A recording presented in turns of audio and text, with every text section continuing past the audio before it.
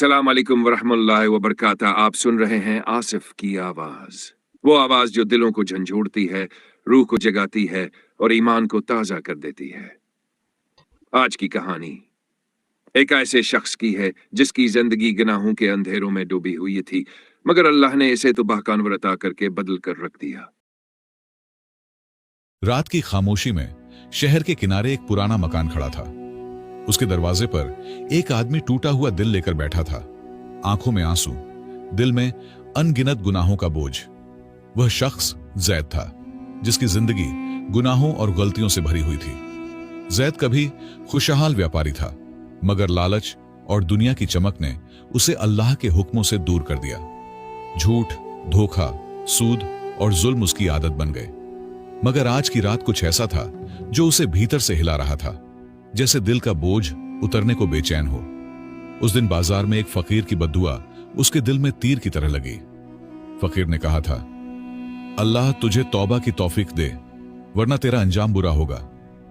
जैद हंसकर चला गया, मगर ये अल्फाज रात भर उसके जहन में गूंजते रहे। चांदनी रात में आसमान पर बादल छा गए और दूर से मस्जिद की अजान की आवाज आई। जैद का दिल बेवजह कांप उठा। उसने अपनी जिंदगी के सब गुनाह याद किए और महसूस किया कि अगर आज मौत आ गई तो वह क्या जवाब देगा। अचानक तेज आंधी चली और मकान की खिड़की जोर से बंद हुई। जैद चौंक कर खड़ा हुआ, जैसे कोई उसे पुकार रहा हो। दिल की गहराई में एक एहसास जागा कि अभी वक्त है, वापस लौटा जा सकता है। वह अपने कमरे के कोने में बैठा, हाथ कांपते हुए उठाए, मगर अल्फाज ना निकल सके। कई बार दुआ करने की कोशिश की, मगर जुबान गूंगी हो गई। दिल की धड़कन तेज थी और आंखों से आंसू बह रहे थे। जैद को अपने गुनाहों के वो पल याद आने लगे जब उसने किसी का हक मारा, झूठ बोला या किसी मजबूर को रुलाया। हर याद उसके दिल पर चोट करती और जमीर की आवाज कहती, वापस लौटा, अल्लाह दरगुजर करने वाला है। बाहर बारिश शुरू हो गई, जैसे आसमान भी उसकी हालत पर रो रहा हो। जैद ने पहली बार दिल से सोचा कि दुनिया की दौलत, शोहरत और ताकत सब फानी है। जो बाकी रहेगा वह सिर्फ अमाल हैं, और उसके अमाल काले थे। वह अपनी अलमारी से पुरानी जानमाज निकाल लाया, जिस पर धूल जमी थी। उस धूल को साफ करते हुए उसे लगा जैसे अपने दिल की मैल साफ कर रहा हो। फिर वह आहिस्ता से सजदे में गिर गया, मगर अभी अल्फाज मुकम्मल ना हो सके। उस रात जैद ने फैसला किया कि जिंदगी बदलनी है, मगर कैसे? यह सवाल अभी भी उसके जहन में था। उसका दिल चाहता था कि मस्जिद जाकर किसी नेक आलिम से बात करे, मगर शैतान के वहम उसे रोक रहे थे। लेकिन सुबह होने से पहले वह फैसला कर चुका था। सुबह की पहली अजान फिजा में गूंजी तो जैद का दिल जैसे किसी ने झकझोर दिया। उसने फौरन वुजू करने का इरादा किया, मगर पानी के करीब पहुंचते ही शैतान ने सरगोशी की। अभी वक्त है, बाद में भी तौबा हो सकती है। दिल और दिमाग की जंग शुरू हो गई। जैद ने कांपते हाथों से पानी लिया, चेहरे पर डाला तो ठंडा पानी दिल तक उतर गया। वुजू की हर बूंद के साथ वह महसूस करता कि जैसे गुनाहों की मैल धुल रही हो। यह पहला वुजू था जो उसने कई साल बाद सच्ची नीयत से किया। मस्जिद का दरवाजा खुला तो एक नूरानी चेहरे वाले बुजुर्ग ने उसे देखा और मुस्कुराकर कहा, बेटा, देर से सही मगर आ ही गए। ये अल्फाज जैद के दिल में उतर गए। उसने पहली सफ में जाकर नमाज पढ़ी, मगर दिल अब भी बोझिल था। नमाज के बाद जैद बुजुर्ग के पास बैठ गया। उसने आहिस्ता से कहा, मैंने जिंदगी में बहुत गुनाह किए हैं, क्या अल्लाह मुझे माफ करेगा? बुजुर्ग ने जवाब दिया, बेटा, अल्लाह की रहमत समुंदर से भी वसीया है, मगर तौबा सच्ची होनी चाहिए। बुजुर्ग ने उसे कुरान की एक आयत सुनाई, अल्लाह तमाम गुनाहों को माफ कर देता है, बेशक वही बख्शने वाला और मेहरबान है। जैद के दिल में पहली बार उम्मीद की रोशनी जली। मगर बुजुर्ग ने कहा, आजमाइशें आएंगी, शैतान रोकने की कोशिश करेगा, तैयार रहना। मस्जिद से निकलते ही उसके सामने पुराने दोस्त आए, जो उसे फिर से झूठ और सूद के कारोबार में लाना चाहते थे। जैद के कदम डगमगाए, मगर उसने पहली बार कहा, मैं अब ये सब नहीं करूंगा।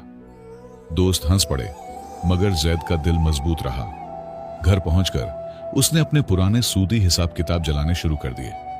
हर कागज जलते वक्त धुएं के साथ एक अजीब सुकून उसके दिल में उतरता, मगर साथ ही एक डर भी था कि अब उसकी दुनियावी दौलत और ताकत खत्म हो जाएगी। शाम को एक शख्स उसके दरवाजे पर आया और बोला, तुमने मेरा कर्ज कई साल पहले दबा लिया था, मेरा खानदान भूखा रहा। जैद के दिल पर खंजर सा लगा। उसने फौरन घर से सोना निकालकर उस शख्स को दे दिया। वह शख्स रो पड़ा और दुआएं देने लगा। रात को जैद ने पहली बार लंबी दुआ की।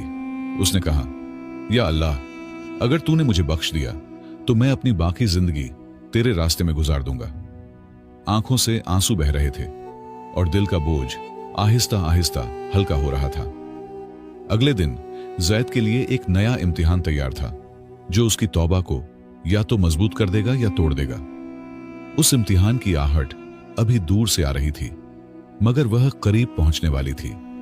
जैद नहीं जानता था कि कल उसकी जिंदगी का सबसे बड़ा फैसला होने वाला है। अगली सुबह शहर में एक खबर फैल गई कि काफिले का कीमती माल रास्ते में लुट गया है। लोग चोरों की तलाश में थे, मगर किसी को अंदाजा न था कि असल हकीकत क्या है। जैद ने यह खबर सुनी तो दिल में अजीब बेचैनी पैदा हुई, जैसे कोई बड़ी आजमाइश करीब है। दोपहर को उसके पुराने शरीके जुर्म का पैगाम आया, एक रात के लिए फिर साथ आ जाओ, बहुत बड़ा माल हाथ आएगा। जैद के कदम जैसे जमीन में धंस गए। दिल कहता था इनकार कर दो, मगर शैतान लालच के कान में झर घोल रहा था। जैद ने खुद को समझाया, मैं अब वो शख्स नहीं रहा, ये सब छोड़ चुका हूं। मगर उसके सामने एक और वहम आया, अगर ये माल लिया तो गरीबों की मदद कर सकोगे, मस्जिद बना सकोगे। नेक मकसद के लालच का जाल फैल चुका था। शाम को वह तन्हा आंगन में बैठा सोचता रहा। आसमान पर लाल डूबता सूरज देखकर उसे लगा जैसे अल्लाह उसे आखिरी बार खबरदार कर रहा हो। जमीर की चीख साफ थी, हराम का माल नेकी में नहीं बदल सकता। यह आजमाइश है, फैसला अभी करना है। रात गहरी हुई तो उसका पुराना शरीक खुद आ गया। उसने कहा, यह जिंदगी का सबसे बड़ा मौका है, इनकार किया तो हमेशा के लिए पछताओगे। जैद का दिल तेजी से धड़कने लगा, मगर वह खामोश रहा, जैसे अल्फाज गले में अटक गए हों। चांदनी में दोनों गली से गुजर रहे थे कि अचानक मस्जिद से कुरान की तिलावत की आवाज आई।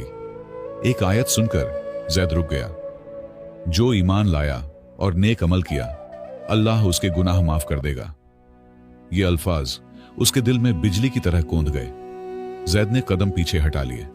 उसका शरीक गुस्से से बोला, ये क्या कर रहे हो? जैद ने पहली बार मजबूत आवाज में कहा, मैं अब हराम के करीब नहीं जाऊंगा, चाहे भूखा मर जाऊं। ये अल्फाज बोलते ही उसे ऐसा सुकून मिला जो बरसों से गायब था। शरीक ने गुस्से में कहा, याद रखना, यह शहर तेरे लिए आसान नहीं रहेगा, और अंधेरे में गायब हो गया। जैद जानता था कि अब दुनिया की दुश्मनी भी झेलनी पड़ेगी, मगर उसका दिल मजबूत था। उसने फैसला कर लिया कि अब सिर्फ हलाल कमाएगा। रात को उसने अपनी जमा पूंजी का बड़ा हिस्सा यतीमों और बीवाओं में बांट दिया। हर दुआ उसके दिल में एक चिराग की तरह जलती रही, मगर उसे अंदाजा न था कि असल आजमाइश अभी बाकी है, जो उसके ईमान को आखिरी बार झकझोर देगी। सुबह होने से पहले ही शहर के सिपाही उसके दरवाजे पर पहुंच गए। उन्होंने कहा, तुम पर इल्जाम है कि चोरी में शरीक हो। जैद के लिए यह एक बिजली का झटका था। वह जानता था कि वह बेकसूर है, मगर अब उसकी तौबा को सबसे खतरनाक इम्तिहान का सामना था। सिपाही जैद को हथकड़ियां पहनाकर कैले के कैद खाने में ले गए। ठंडी पत्थर की दीवारों और अंधेरे में उसने पहली बार सोचा कि शायद ये उसके पिछले गुनाहों की सजा है।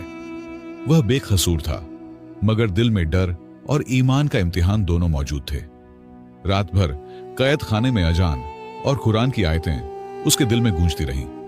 वह सजदे में गिरकर दुआ करता, या अल्लाह, अगर ये मेरा कफ्फारा है तो मुझे सब्र दे, मगर मुझे हराम के दाग के साथ मरने न देना।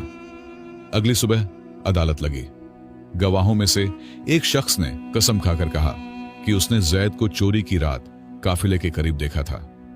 जैद के चेहरे पर हैरत छा गई, क्योंकि ये गवाह वही गरीब था जिसका कर्ज उसने कुछ दिन पहले लौटाया था। जैद का दिल टूट गया, मगर उसने जुबान नहीं खोली। उसने सोचा शायद ये शख्स मजबूर होकर झूठ बोल रहा है। काजी ने उसे 3 दिन का वक्त दिया कि अपनी बेगुनाही साबित करे, वरना सज्जाए मौत होगी। ये सुनकर जैद का दिल और कांप गया। तीसरे दिन कैद खाने में एक बूढ़ा कैदी आया, जिसने आहिस्ता कहा, मैंने सब देखा है, चोर तुम्हारा पुराना शरीक था, मगर तुम्हारा जिक्र करना मेरी जान को खतरे में डाल देगा। जैद ने सिर्फ एक जुमला कहा, सच के लिए जान देना भी नेकी है। अदालत के दिन बूढ़ा कैदी सबके सामने खड़ा हुआ और सच बोल दिया। हुजूम में हलचल मच गई। सिपाही असल चोर को पकड़ने दौड़ पड़े। काजी ने जैद को बाइज्जत बरी कर दिया। लोग तालियां बजा रहे थे, मगर जैद का चेहरा खामोश था। वह सीधा मस्जिद गया, सजदे में गिरकर कहा, या अल्लाह, आज तूने मुझे दुनिया में बचा लिया, अब मुझे आखिरत में भी महफूज रखना। उसने फैसला किया कि बाकी जिंदगी गुमनामी में गुजारेगा और किसी को अपने पुराने गुनाहों का किस्सा नहीं सुनाएगा। कई साल बाद शहर के लोग एक नेक, खामोश बुजुर्ग को जानते थे, जो हर रात यतीमों के घरों में खाना रख जाता था और फज्र से पहले गायब हो जाता था। कोई नहीं जानता था कि वह दरअसल जैद था, जो तौबा के बाद गुमनामी में नेकी बांटता रहा। एक रात जब वह यतीम खाने में खाना रखकर वापस आ रहा था, बारिश में उसका पांव फिसला और वह जमीन पर गिर पड़ा। होंठों पर अल्लाह का नाम था और दिल में सुकून, जैसे बरसों का बोझ उतर गया हो। उसी लम्हे उसकी रूह परवाज कर गई। सुबह लोगों ने यतीम खाने के दरवाजे पर उसकी लाश देखी। हाथ में खाने की टोकरी थी। सबकी आंखों से आंसू बह रहे थे। लोग कह रहे थे, ये वो शख्स था जो शायद गुनाहगार रहा हो, मगर मरने से पहले उसने अपने रब को राजी कर लिया।